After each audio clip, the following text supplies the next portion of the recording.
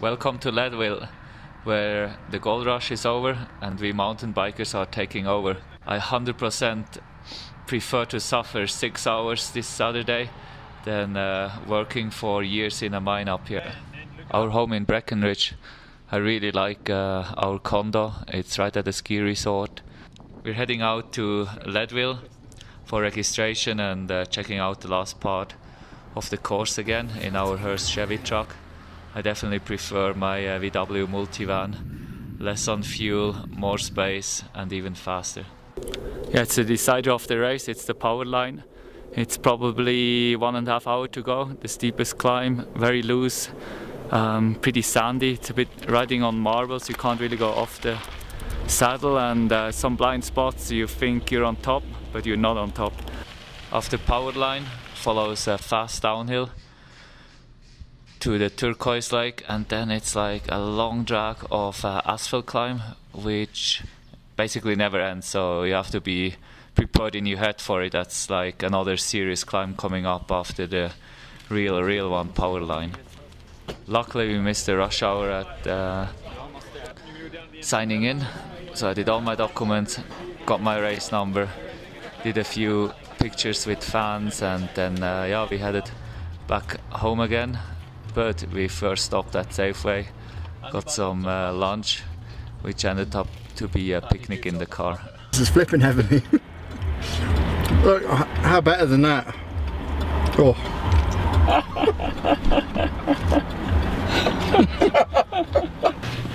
Oh, never met anyone worse. No, he's actually very good at the moment. Legs are in really good condition.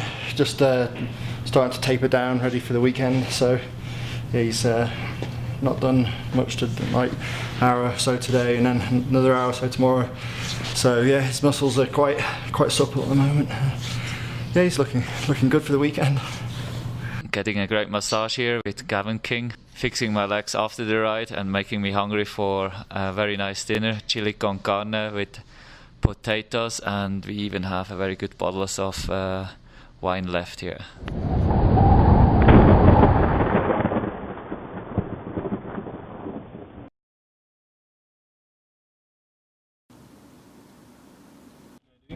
Well, it's the day before the race, the big race, and there's a bit of pressure on us all. Christoph probably being the hot favourite for the race, so we're just driving now, heading to the truck down near the race venue. Give his bike a good clean, check it all over, check his wheels, take off his tyres, make sure his rim tape's correct, all the fine details. That's a 100-mile race, so. And he's not travelling over here and doing 2 weeks of altitude training to lose. He's pushing very hard, and I think the win won't be enough for him. I'd say he'll be pushing to get the course record. So tomorrow we have 3 feed zones, and it's an out and back race. So in both feed zones I'll take 2 bottles, one's on the way out and one's on the way back. So this is feed zone Pipeline, feed zone Twin Lakes, and then that's at the very end with 45 minutes to go. Half water and the full mix with sponsor competition. Same on the way back and same on the Columbine. And this year is gonna be, I would say I'll do 2/3 Coke and the rest water. So tomorrow's going to be super important that everyone knows exactly which bottles go where, because if they get messed up, or you know, it could mean the difference between like not getting enough energy and not finishing a race with enough carbs and then blowing towards the end, which then could mean someone else passing him who has been feeding. So we obviously marking all the bottles properly, making sure that, like, kind of almost overcompensating really. There's going to be a lot more food than he actually needs, but it's better to do it that way than not have enough. Eating wise, not 100% decided yet. I'm definitely gonna start with a bar, and then I have 2 different gels. One is liquid energy. And not many marathons, I'm really nervous about it. World Championships, and definitely here. Here's just the unknown, you know, I've never done it. How do I cope this really high altitude? Everything above 3,000 meters, almost going up to 4,000 meters. My longest race ever, so that means more than 6 hours, and it's out and back. So once we turn around with 80 k's to go, there'll be lots of traffic as well, so you have to be careful. And these are the unknown factors which can make you nervous. So the pressure is on, and you have to shake off the pastry on my ass and showing some real balls out of steel.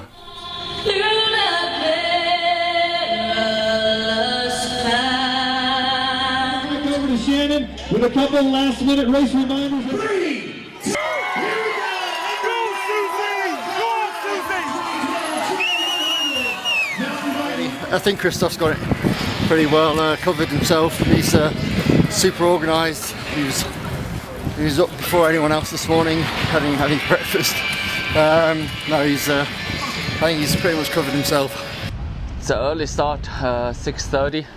It's cold, it's very cold, and the Alban already went so hard, and I could feel my legs and thought, oof, it's gonna be a very, very hard day in the saddle. And actually, I must admit, my confidence starts shrinking a bit. Yeah, Christoph's with the favorites. He's looking really good. Albin's up there.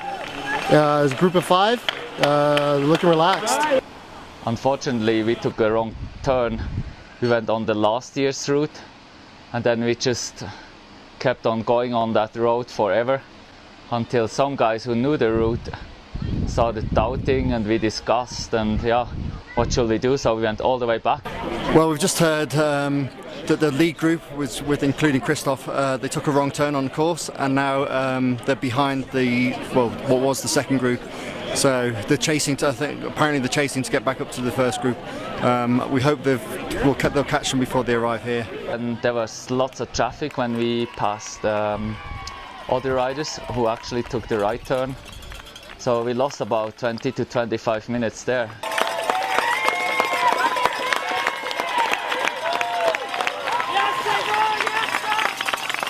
Would you move back? Thank you. Move back, please. Come on, move back. Hey, hell, I'm in line with these guys. I'm trying to get them back. You're not helping. No, it's insane. It's absolutely insane. These people are crazy.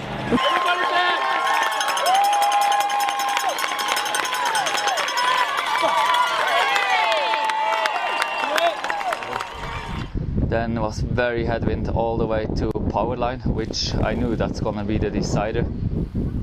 We instantly dropped Jeremiah, and Alban just slowly paced away of me. I just could go one speed, and that was it. I really learned a lesson today.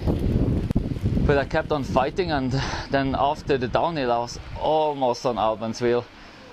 I mean, where I caught up to Alban towards the end again, it was just because my bike was much faster, rolling over all the rocks, and then on the asphalt and gravel was super fast, and I knew my bike rolls way quicker than Alban's, and I almost basically 10 seconds I got to him, and then it was that asphalt climb started, the last real climb, and he was just that tick quicker going up there.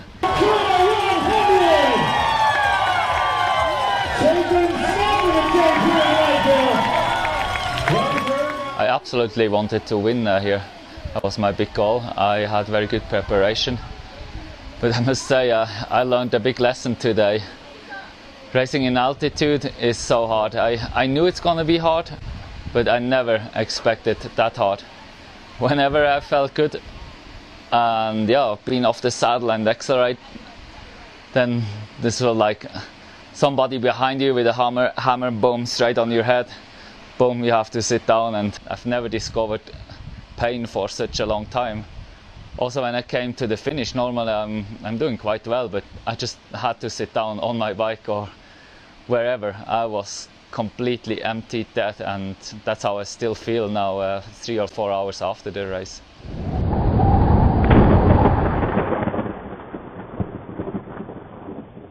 Long and One Energy Plus. So this year contains more sugar, faster sugar. This is more sustained, very low GI energy. So these are the musettes or feed bags that we'll be using tomorrow. So each bag will have the 2 bottles. It'll have a bar, and then it has the gels attached to the bottle, so it's easy to grab out.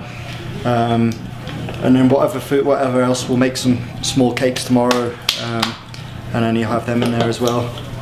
Well, it's more complex tomorrow. First of all, you're not coming like after 10 minutes right away into a feed zone again. If you miss a bottle in cross country, it doesn't matter. It can easily be a half lap or a lap without bottle.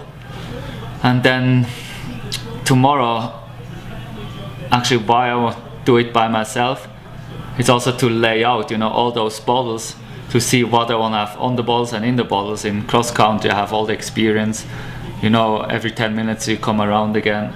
So I just tell Pete what I want, that's it. But here I actually wanted to see with the bottles, what are the time gaps in between, like between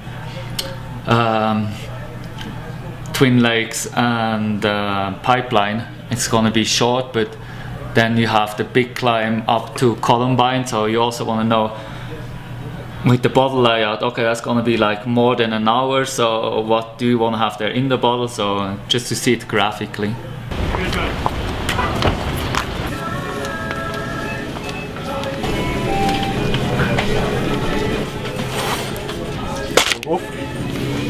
Christoph wants dried plums. Now, don't ask me why, but he's asked for them. Dried plums and Nutella.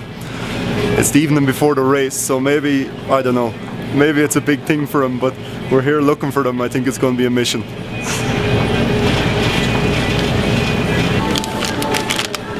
A bit of help from the shop assistants, we're laughing. I don't know if he wants prunes as well, but maybe we'll get both. Better looking at them than looking for them. It's okay.